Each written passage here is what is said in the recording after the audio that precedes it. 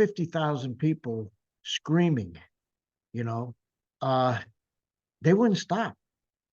I mean, you could barely hear the person right next to you, much less the band who was about to play. The helicopter, you heard you, that was about it.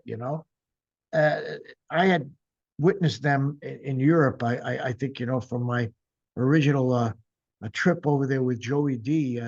I was able to hear the Beatles before they came to the United States. Uh, and the same thing occurred, although that was in a club atmosphere. You know, there was a nonstop shriek from the audience because it was just unbelievable.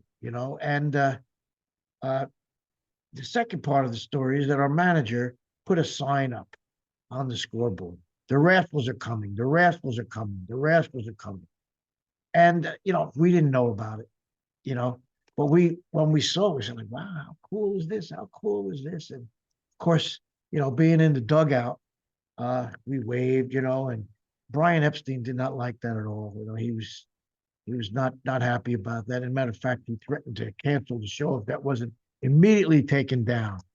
So all of these different things, contributed to an evening. Your father will tell you of.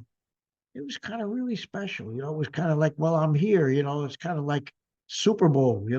Yeah. But it was over pretty quickly, also. But it was quite an experience. Did you get an opportunity to meet them during that? No, no, no, no. They were in and out.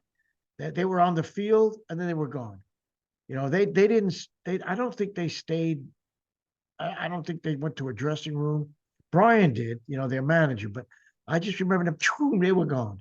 Yeah, and years later, just through your yogi practice with Swami, George Harrison became a confidant or somebody who helped you in that path. Is that right? absolutely. Yeah. Well, we got to know them a number of times because of as I say, first in Europe with Joey D, and then second with Sid Bernstein having press conferences, and it's kind of like it was a little bit of a mix up between the three of us, the four of us, five of us, and so you got to know them, and they were really very good guys. I mean, they were interesting people, like uh, I later toured with Ringo, who's a great guy. But one time, I said to George, because I really wanted to know about his involvement with the Maharishi. I was about to get involved with a spiritual venture with a Swami Satchidananda, and I just wanted to ask him a couple of questions. And during that conversation, I just happened to mention, I said, you have any idea how big you guys are? I mean, you have any idea what kind of a weight? In other words, if you move 3 inches to the right, the globe kind of shifts a little bit. And, George was a very introspective kind of guy. He really was a very intelligent man. And he just looked down and he said, yeah. In other words, hey, dude, I got to carry that around with me every day, you know?